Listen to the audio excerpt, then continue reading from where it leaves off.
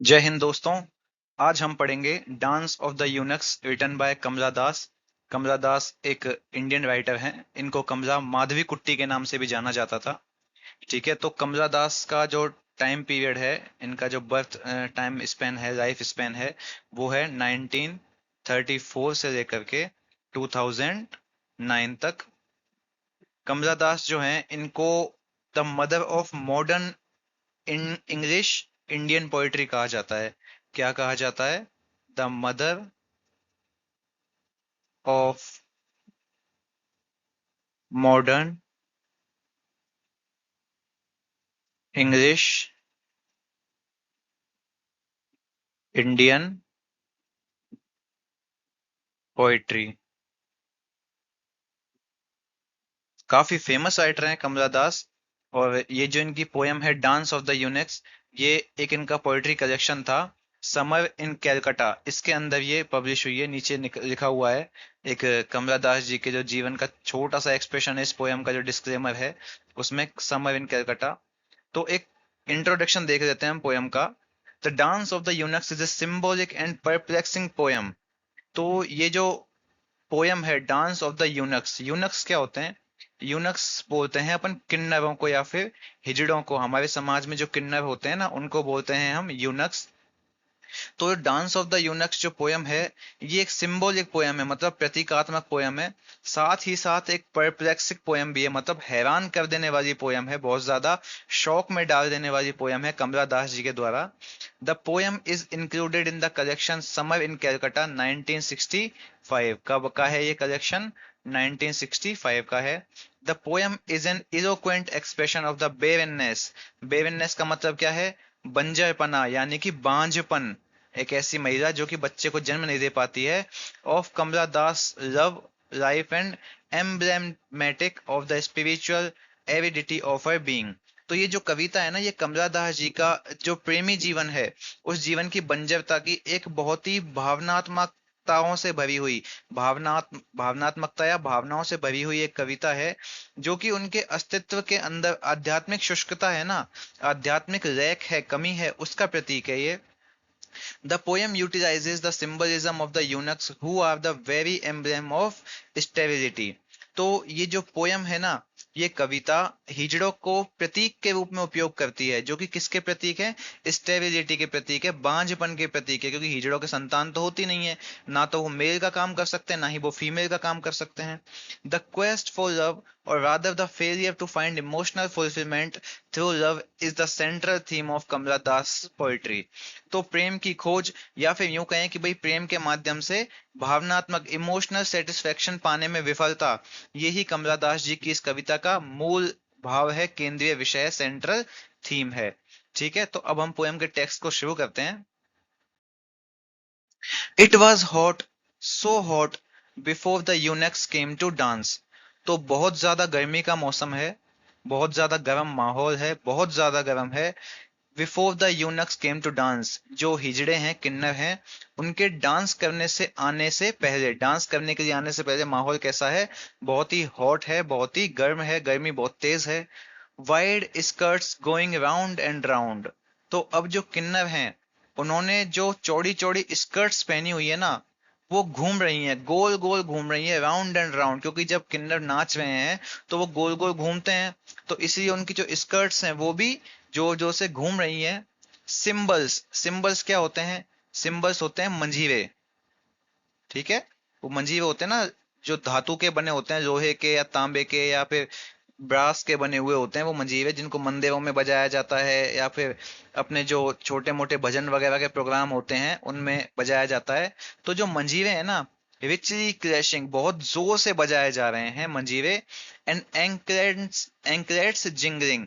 और एंकलेट क्या होती है? एंकलेट्स होती हैं पायजेब। और जो पायजेब हैं, वो बहुत तेज क्या कर रही हैं? जिंगल कर रही हैं, खनक रही हैं बहुत तेजी से। जिंगलिंग, जिंगलिंग, मतलब 3 बार लिखा गया है जिंगलिंग को। इसका मतलब है कि वो जो किन्नर हैं, वो इतना तेज नाच रहे हैं कि उनकी पायल बहुत तेजी से झमझमा रही हैं। बीनीथ द फियरी गुलमोहर। तो वो जो विशाल गुलमोहर का पेड़ है, उसके नीचे, विद लॉन्ग ब्रेड्स फ्लाइंग, वो जो किन्नर हैं उनकी लंबी लंबी ब्रेड्स जो हैं, लंबी लंबी क्या हैं, चोटियां हैं, वो उड़ रही हैं। अब कोई आदमी तेज तेज घूमेगा, मतलब कोई औरत तेज तेज घूमेगी तो उसकी चोटी हवा में तो लहराएगी ना, तो उनकी चोटियां भी हवा में उड़ रही हैं। डार्क आईज फ्लैशिंग, उनकी काली आंखें चमक रही हैं। They danced and dance, they danced and they dance, उन्होंने डांस किया और वो डांस करते रहे। And oh they danced till they bled, और वो तब तक नाचते रहे जब तक कि खून नहीं आ गया। कहाँ से आएगा खून? अब पैरों से नाच रहे हैं तो पैरों से ही आएगा। There were green tattoos on their cheeks, तो उनके गालों के ऊपर हरे रंग के टैटूज बने हुए थे।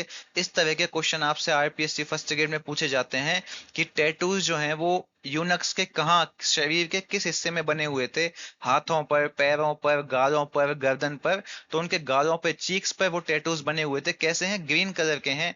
जैस्मीन्स इन देयर हेयर, और तो उनके बालों में क्या लगे हुए थे? जैस्मिन के फूल, मतलब चमेली के फूल लगे हुए थे।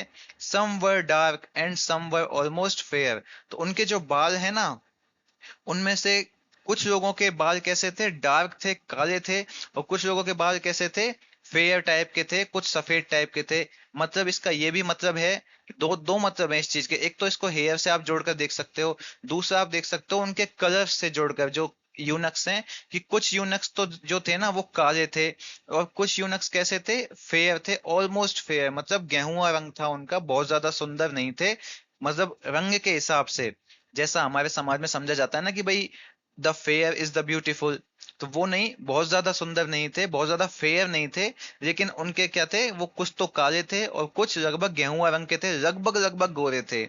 देयर वॉइसेस वर हार्श, तो उनकी आवाज कैसी थी? हार्श थी, बहुत कठोर थी। देयर सॉन्ग्स मेलांकली, और उनके जो गाने हैं वो कैसे थे?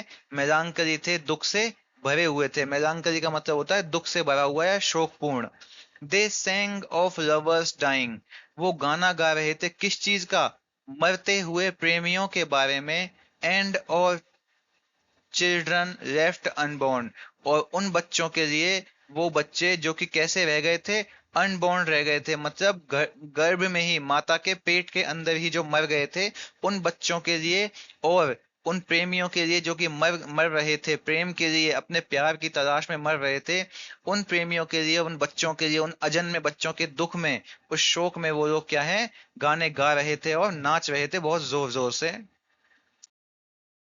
सम बीट देयर ड्रम्स, उनमें से कुछ जो हैं वो अपने ढोल पीट रहे थे। कौन सा म्यूजिकल इंस्ट्रूमेंट है? ड्रम्स, तो वो अपने कुछ में जो है वो म्यूजिकल इंस्ट्रूमेंट्स पीट रहे थे। Other beat their sorry breasts, और उनमें से कुछ यूनिक्स क्या कर रहे थे? अपने सॉरी ब्रेस्ट्स को पीट रहे थे। अब देखिए, इस ब्रेस्ट के लिए सॉरी एडजेक्टिव क्यों यूज हुआ है? ये इसलिए यूज हुआ है क्योंकि जो यूनिक्स हैं उनके ब्रेस्ट जो हैं वो किसी उपयोग में नहीं आते हैं। जैसे फीमेल के जो ब्रेस्ट हैं वो बच्चे को दूध पिलाने के काम आते हैं। दूसरा, एक मेल के लिए वो थोड़ा सा इंजॉय का, या फिर यूं कह सकते हैं कि लव मेकिंग का एक पार्ट होता है वो, इसीलिए वो काम आते हैं। फीमेल के ब्रेस्ट किसी इंसान के, अपने बच्चों के, अपने हस्बैंड के, अपने प्रेमी के वो काम आते हैं। लेकिन ये जो यूनिक्स है ना, इनके ब्रेस्ट किसी काम के नहीं है। ना तो ये किसी ह्यूमन बीइंग को जॉय प्रदान कर सकते हैं, ना ही ये किसी बच्चे को दूध पिला सकते हैं। इसलिए इन ब्रेस्ट के लिए सॉरी ब्रेस्ट का इस्तेमाल किया गया, सॉरी का इस्तेमाल किया गया है कि ये जो ब्रेस्ट हैं बड़े खेद से भरे हुए हैं, बड़े दुख से भरे हुए हैं, क्योंकि इनका कोई उपयोग नहीं है। एंड वेल्ड, और वो चिल्ला रहे थे। एंड रिद्ड, रिद्ध का मतलब और क्या होता है? तड़पना, और वो क्या कर रहे थे? तड़प रहे थे। इन वैकेंट एक्सटेसी, अब देखिए, एक्सटेसी तो है आनंद, और वैकेंट है अकेला या एकांत। तो वो इस एकांत से भरे हुए आनंद में क्या कर रहे थे? तड़प रहे थे और चिल्ला रहे थे। अब आनंद एकांत के अंदर तो आता नहीं है, लेकिन वो क्या महसूस कर रहे हैं कि उनके जीवन में प्रेम की बहुत ज्यादा कमी है। उनको कोई प्यार करने वाला नहीं है, ना ही वो बच्चे को जन्म दे सकते हैं जो बच्चा उनसे प्यार करे, या उन्हें वो अपने माँ का या पिता का किसी भी रूप में उनके प्रति अपना प्यार जता सकें। इसलिए वो अपने उस अकेलेपन से भरे हुए चीज का, अकेलेपन से भरे हुए माहौल का आनंद ले रहे हैं, साथ ही साथ चीख रहे हैं और तड़प रहे हैं। They were thin in limbs and dry, तो उनके जो लिम्स हैं, जो शरीर के अंग हैं, वो कैसे हैं? थिन है, पतले हैं और ड्राई सूखे हुए हैं, लाइक हाफ बर्न्ट लॉग्स जैसे तो आधा जला हुआ एक लकड़ी का लॉग हो, लकड़ी का लट्ठा हो, फ्रॉम फ्यूनरल पायर्स एक जलती हुई चिता में से, एक फ्यूनरल पायर्स में से एक आधा जला हुआ लकड़ी का लट्ठा हो। इस तरीके के सूखे और ड्राई लिम्स, उनके कमजोर पतले पतले लिम्स थे, अंग थे। A drought and a rottenness were in each of them, और उनके अंदर कैसा एहसास था, एक ड्रॉट का मतलब प्यास का। अब ये प्यास किस चीज की है, प्यार के प्रति, एक एहसास के प्रति, किस कोई उनको प्यार करे, कोई उनको अच्छा एहसास कराए, उस चीज की उनके अंदर प्यास है। और एक रोटननेस मतलब सड़ांध, एक अजीब सी गंध है उनके अंदर, एक बदबू जैसी गंध है उनके अंदर। उन सभी के अंदर, उन सब में से प्रत्येक के अंदर एक ऐसी स्मेल आ रही है, कैसी, रोटननेस जैसी। Even the crows were so silent on trees, यहाँ तक कि जो कौवे हैं ना, वो भी इन यूनक्स को देख करके पेड़ों के ऊपर बहुत ज्यादा चुपचाप एकदम साइलेंट बैठ गए हैं। And the children wide eyed, और बच्चों की आंखें कैसी हो गई हैं, बड़ी हो गई है, मतलब बच्चे उनको घूर घूर के देख रहे हैं, स्थिर, एकदम स्थिर, स्थायी या स्थिर। तो बच्चे जो हैं अपनी आंखों को बड़ा करके उनके ऊपर टिकाए हुए उनको घूरते हुए देख रहे हैं। All were watching these poor creatures, वहां पे मौजूद सभी लोग इन poor creatures को, इन बेचारे प्राणियों को, poor creatures किसके लिए इस्तेमाल हुआ है, यूनक्स के लिए इस्तेमाल हुआ है। तो वो सभी लोग इन बेचारे प्राणियों को देख रहे हैं, कन्वर्जन्स, इन बेचारे प्राणियों की कैसी चीजों को देख रहे हैं, ऐंठन को देख रहे हैं, ऐंठन या फिर इनकी जो हरकतें हैं ना, उनको देख रहे हैं, क्योंकि ये नाच रहे हैं। अब नाचते में पैरों में जैसे खून भी आया है, थोड़ा दर्द भी हो रहा है, शरीर के अपने लिम्स को ये जोर जोर से हिला रहे हैं। तो कन्वर्जन्स का मतलब होता है हरकतें या ऐंठन। तो उनके शरीर की जो ऐंठन है, हरकतें हैं, उनको वहां पे मौजूद सभी लोग क्या कर रहे हैं, बढ़िया घूर घूर के देख रहे हैं। द स्काई क्रैकल्ड देन, और इन सब के बाद में जो आसमान है वो क्या किया, क्रैकल्ड किया, आसमान ने गड़गड़ाहट की। ठीक है, आसमान ने क्या की, गड़गड़ाहट की।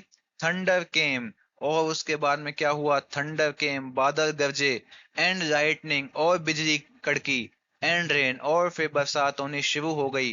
अ मीगर रेन, एक मीगर मतलब थोड़ी सी रेन, मतलब नाम मात्र की एक रेन हुई है।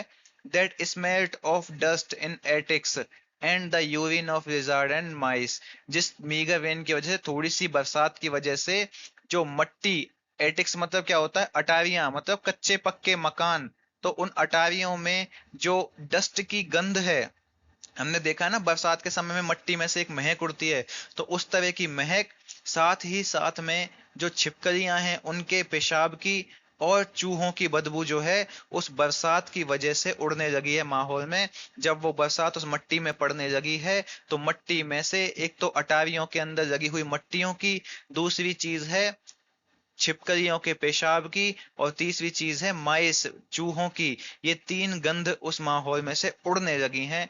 इस तरह का ये माहौल है यहाँ पर। तो ये पूरी जो पोयम है, ये जो लोनलीनेस है, किनकी है लोनलीनेस, ये है उन यूनक्स की, उन यूनक्स के अकेलेपन को दिखाती है, उनके दुख को, उनके एक ग्रीफ को इस पोयम में रिप्रेजेंट किया गया है, कि वो अपने जीवन से बहुत ज्यादा संतुष्ट नहीं है, बहुत ज्यादा क्या, बिल्कुल संतुष्ट नहीं है, वो बस दुखी हैं। वो अपनी सॉरी ब्रेस्ट्स को पीटते हैं, वो अपनी ऐसी ब्रेस्ट को पीटते हैं जो ना किसी साथी के लिए जॉय का रीजन बन सकती है, ना ही जो किसी बच्चे को दूध पिलाने का रीजन बन सकती है, ना ही उनका कोई भी हिस्सा जो है वो किसी भी इंसान के काम आ सकता है, ऐसा पोयम में दिखाया गया है। कोई भी हिस्सा से मतलब है ना तो मातृत्व की तरह से, माता के पक्ष की तरफ से, ना ही एक पिता के पक्ष की तरफ से कोई हिस्सा उनका काम नहीं आ सकता। वो अपने जीवन में काफी अकेले पड़ चुके हैं, उन्हें भी प्यार की और सहानुभूति की आवश्यकता है, पर उन्हें वो चीज मिल नहीं पाती है। तो कमला दास जी ने इन यूनक्स के, इन किन्नरों के जीवन के ऊपर ये पोयम लिखी है, जो कि उन किन्नरों के जीवन के दुख को प्रकट करती है। ठीक है, तो यहाँ पे आपकी ये होती है पोयम समाप्त। मिलते हैं नेक्स्ट वीडियो में, तब तक के लिए धन्यवाद। जय हिंद।